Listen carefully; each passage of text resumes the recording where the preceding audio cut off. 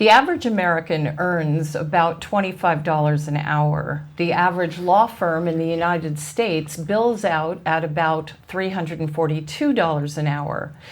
If we're to look at the economics alone, can we deliver on our ideal of justice for all in America?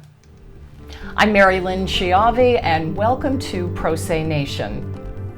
Joining us today on Pro Se Nation is MaryAnn Bauer, a certified matrimonial attorney based in Hunterdon County, New Jersey. In 2014, she was named Hunterdon County Professional Lawyer of the Year, and in 2012 was awarded the Safe Community of Light Social Justice Award. Ms. Bauer specializes in divorce, custody, and domestic violence issues. She is a trained collaborative law attorney as well as a mediator and arbitrator. Also joining us today is Noel Crowley, the founding and senior partner of Crowley & Crowley Law Firm based in Morristown, New Jersey. He and his son specialize in defending the rights of employees at the state and federal level in a range of cases. We'll also hear from Howard Matalon, labor and employment law partner of the firm Olander Feldman, based in Summit, New Jersey, who represents management as outside general counsel and trial counsel on a wide range of risk management and human resource issues.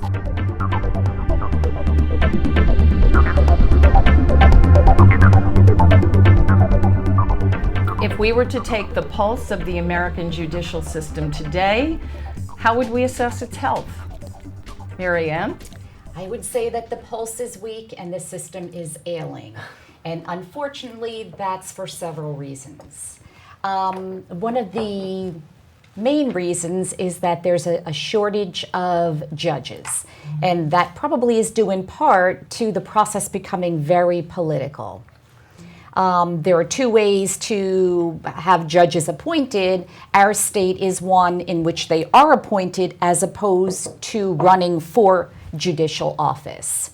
And sometimes when judges are appointed, then there are situations in the State House and they're not always able to successfully make it through the process to actually sit behind the bench. So you have overworked judges, and I also think that there are more people using the system. Mr. Crowley, do you agree? With most of what MaryAnn said, I couldn't agree more. Certainly I feel about the system the way I would if somebody asked me, does democracy work? And the answer is, it's a very flawed system. It's just the best one that anybody's ever devised. Mm-hmm. And I think the same has to be said of the legal system.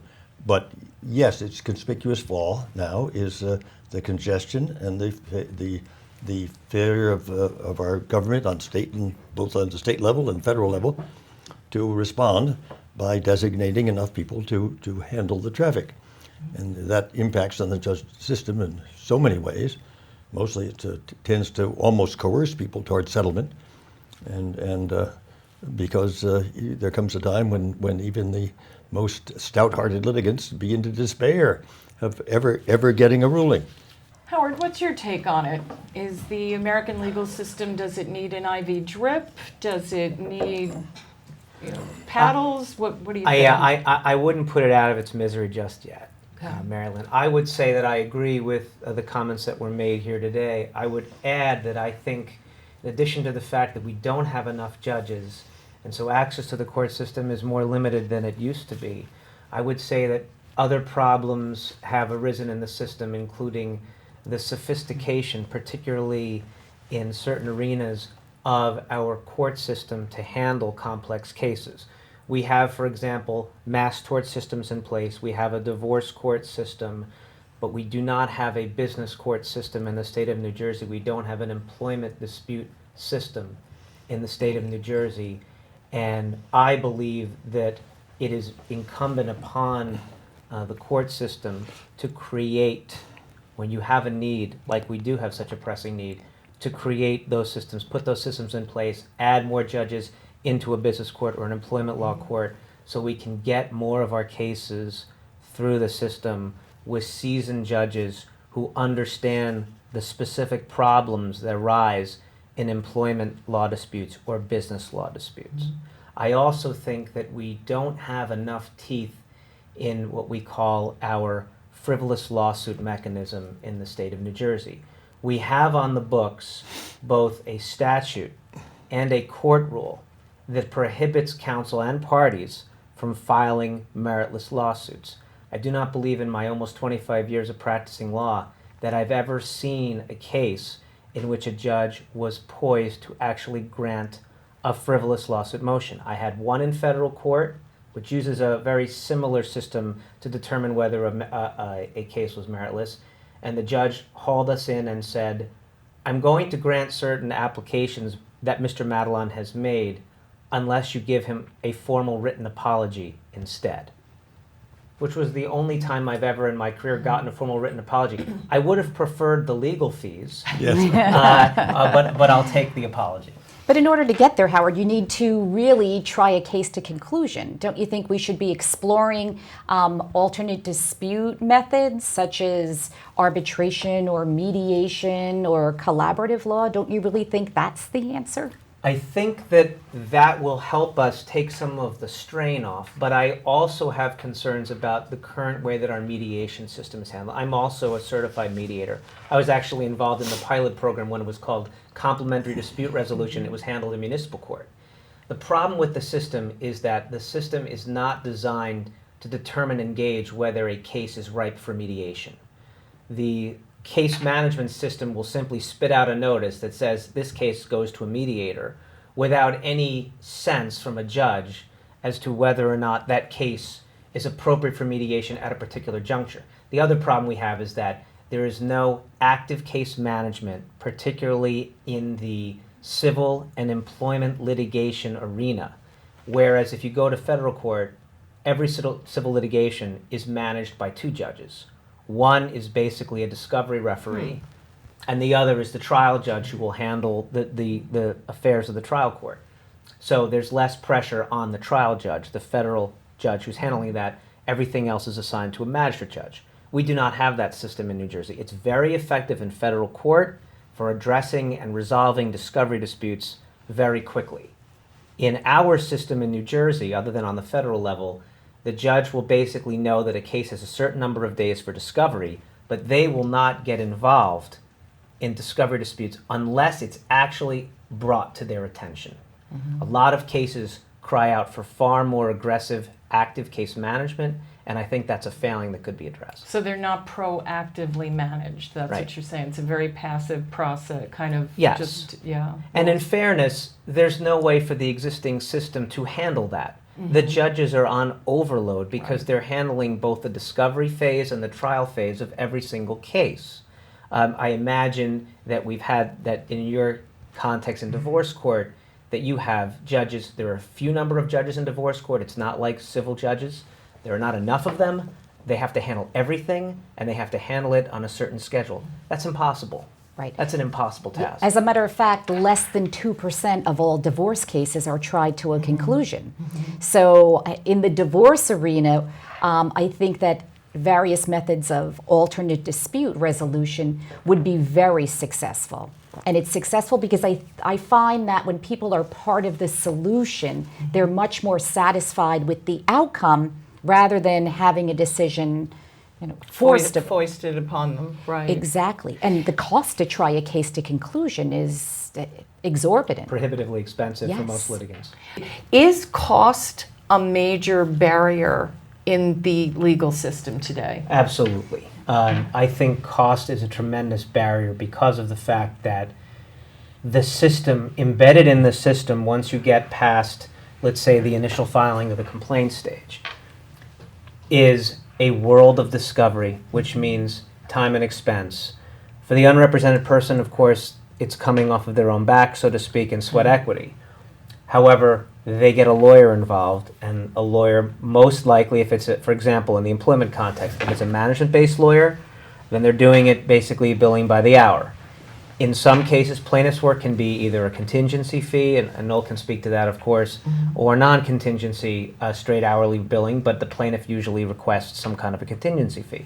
So now the lawyer is spending their own time, although they're recording their time in case they ever get their legal fees recovered in the case, and the hours just continue to mount. Add to that the costs that are embedded in the system. You need to take depositions. Court reporter is going to charge you X number of dollars per hour for that. Some transcripts can range $3,000 to $4,000 per transcript. Say you have 15 depositions in a case, an employment case where an unrepresented party, let's say, or a plaintiff in an employment case needs to take the deposition of senior management and needs to take a number of other employee depositions. They may be out $60,000 in court reporter costs. Where is that money going to come from? How are they going to fund their case?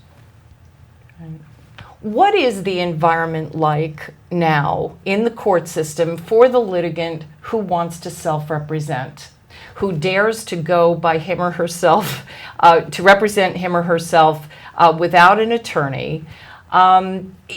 Is the judicial system more receptive to it or not, compared to maybe 20 years ago? MaryAnn, would you like to start? Sure.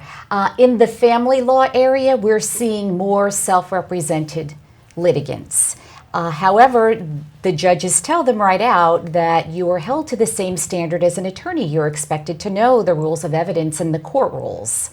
So while we are seeing more self-represented individuals, I think they're also expected to have more knowledge of the system. And yet the irony, I think, is that a pro se litigant is a judge's worst nightmare, because although they may be held to the same standard, they're really not. The judges will bend over backwards for them because they're aware of the fact that the pro se litigant is not sitting there with a New Jersey rules of evidence in one hand and a New Jersey court rules in the other. So that means the judge is going to have to do a lot of educating the individual. You can't punish them for not necessarily knowing all the court rules. By the same token, you can't protect them from the system. So in my experience in dealing with pro se cases over the years, it is absolutely the court's worst nightmare to have an unrepresented party in front of them. Noel, what do you think? I think that there's no question that's true. Some judges don't even attempt to conceal their dismay at confronting a pro se litigant. And I remember in a case where I was engaged to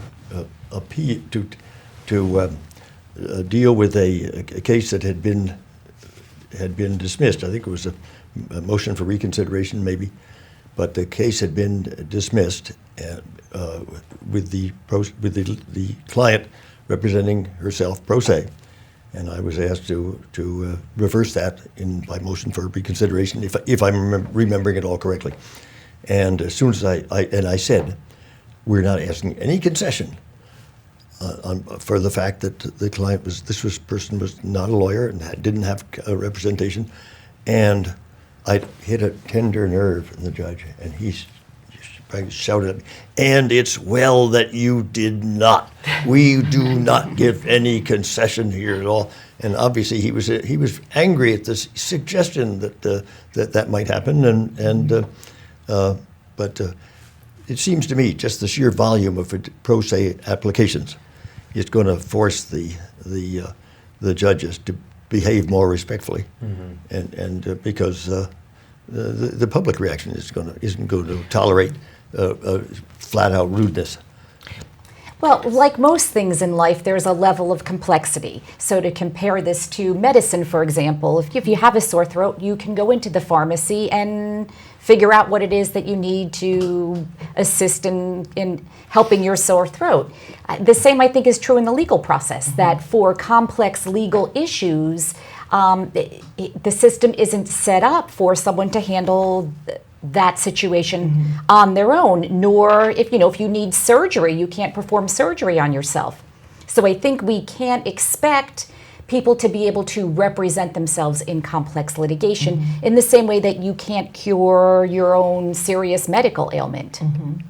I would say that in any complex case that an unrepresented person is at an extreme disadvantage in our system. If you think about the fact that in civil litigation or employment context, there are actual court rules that require a corporation to be represented. Right. That telegraphs to the average person what they need to do as well. I do not believe... And that is true. That's true in New Jersey, and I believe it's true in California. And I think that there's a lot of people that are not aware of that.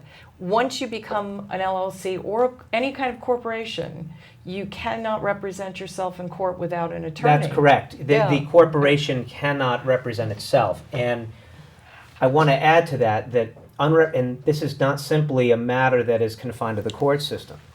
Unrepresented individuals, for example, if they are handling employment negotiations, they will do a fabulous job at dealing with the business terms of the transaction, but they don't know anything about the legal framework of their rights or the pitfalls of simply signing an offer letter and not understanding what they otherwise might be giving away. That is another pitfall of the system, because you know for a fact that management will have counsel who has done this and gone through this many, many, many times.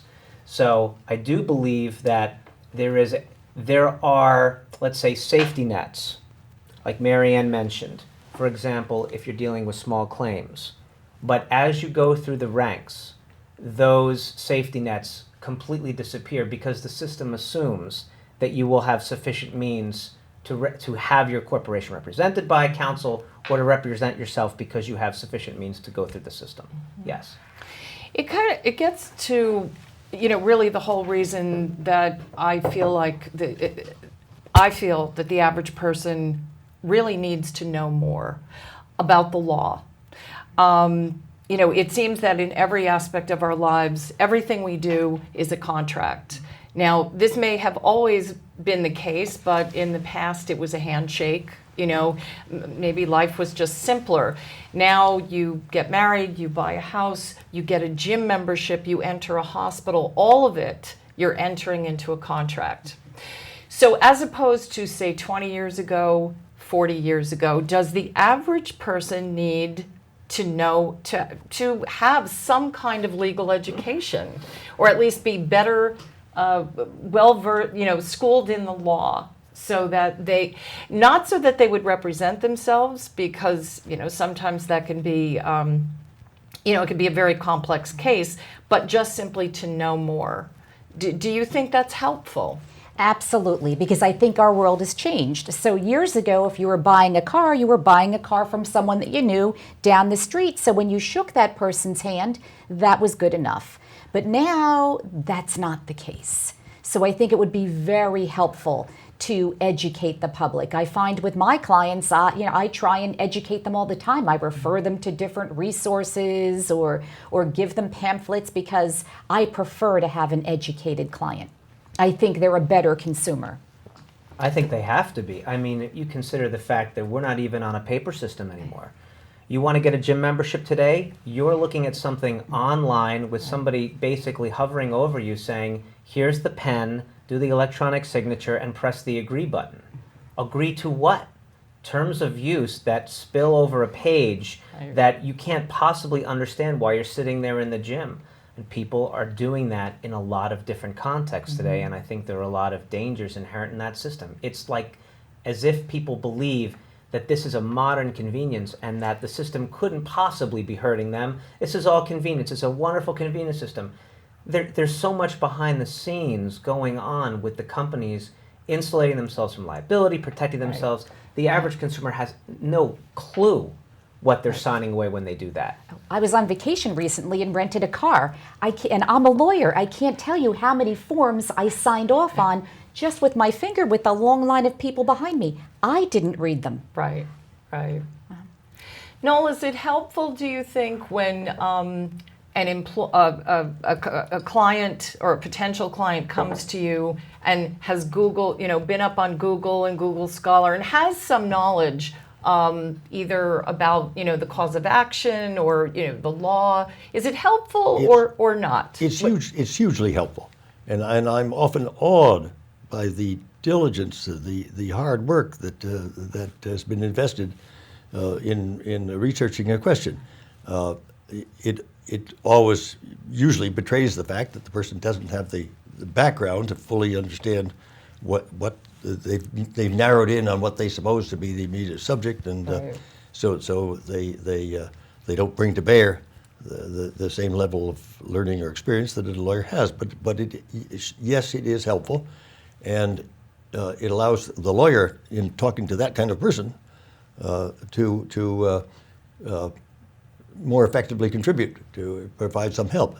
Some say that the legal system is going through a transformation. Do you think so? And if it's not, do you think it should?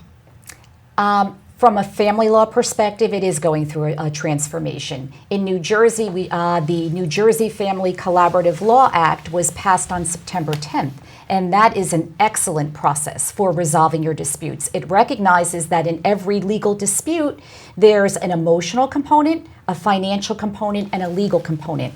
And when you collaborate and you help the parties reach their own resolution that they've crafted, you're also giving them a skill set that they take away to resolve disputes in the future. So they're not coming back for post-judgment motions when they're arguing over college expenses or things of that nature. So I see a transformation. It's slow, but I have hope. And I do want to say that I'm actually planning to devote a whole show to collaborative law. And what I understand of it, it's almost like a philosophy that's akin to it takes a village, right? So collaborative law is really about, you're not just dealing attorney to attorney. There's a psychologist involved. There's a financial advisor of some kind Correct. involved. It's a team approach. Right. So the financials are addressing the financial issues for a team. So if there's a business to be evaluated, the forensic accountant values the business in a very informal way and meets with everyone, so it's a fraction of the cost.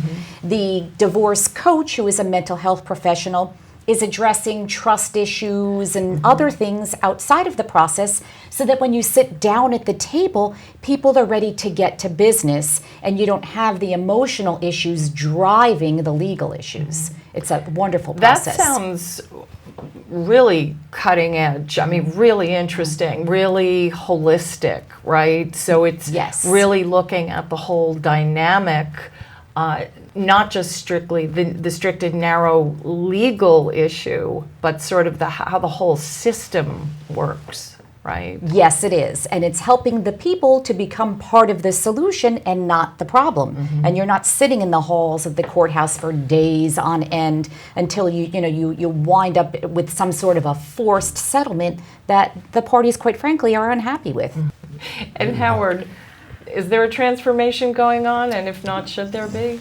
I think part of the problem we're facing today is the complexity of the laws. Nancy Pelosi's famous oft-quoted phrase about passing a law just to find out what's in it is not far from the truth. We have some laws that are 10,000 pages or more. It's much more difficult to give precise guidance to clients when the law has not yet been interpreted or ruled upon.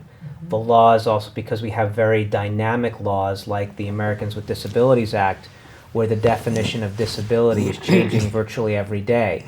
It's very hard to give clients precise guidance as to what a disability is when there's new guidance coming out virtually every day as to what a disability is. And we're almost getting to the point in that particular example where the exception swallows the rule, where everything is a disability. And then how do you manage that? How does your business possibly manage that? In a way, from putting the business hat on for a moment, businesses are also in the pro se nation too. A lot of businesses would love not to use a lawyer, would love to be able to navigate the system themselves, but it's impossible because they don't have the time and they don't have the resources internally other than getting their own in-house counsel, again, but that's an added cost layer, to actually understand how the system works. So that's the transformation I see. Complexity of the laws is exceeding the ability of the system to handle the complexities. And that's a problem. And I think the aspect of, again, and I mentioned in the previous program, a lot of people, a lot of would-be entrepreneurs or people who want to jump into their own businesses don't realize that, they, on one level, they want to protect themselves by becoming a corporation or, C Corp or LLC, but in either case, once they do that, they can't represent themselves, they can't be their own attorney in litigation, and that can cost, a small business a small fortune. I mean, it could really put them out of business, depending on what the issue is, right? So it's almost as if, the law really needs to keep up with life. Life is changing. And Noel, do you think there's a transformation going on? Certainly in the volume of pro se litigation, yes. And I'm supposing that will dictate its own adjustment. The system is going to have to move to accommodate, and I don't just have any real idea about what form that will take. I would hope it would be to what I alluded to earlier, that is some kind of arrangement that would allow lawyers not to have to be afraid of being held accountable for a poor result, when in fact they addressed only a small segment of the case on an isolated occasion. I think that if that were remedied, that would result in a considerable number of changes. Well, actually, the time has gone so fast; it's amazing. And I'm going to pull a kind of Jon Stewart here. And can you stay after to do the web version? I want to thank you so much for joining me, for joining Pro Se Nation for its inaugural program. And for those of you who would like to learn more about Pro Se Nation, please join us on the web at prosenation.org. If you would like to appear on the show as a guest or perhaps contribute a feature article or blog, please send an email to info@prosenation.org. And this segment of Pro Se Nation is now adjourned. Thank you very much. Thank you, MaryLynn. Best wishes with your show. Yes, Thank indeed. you, and happy birthday to you. Oh, thank you. Thanks.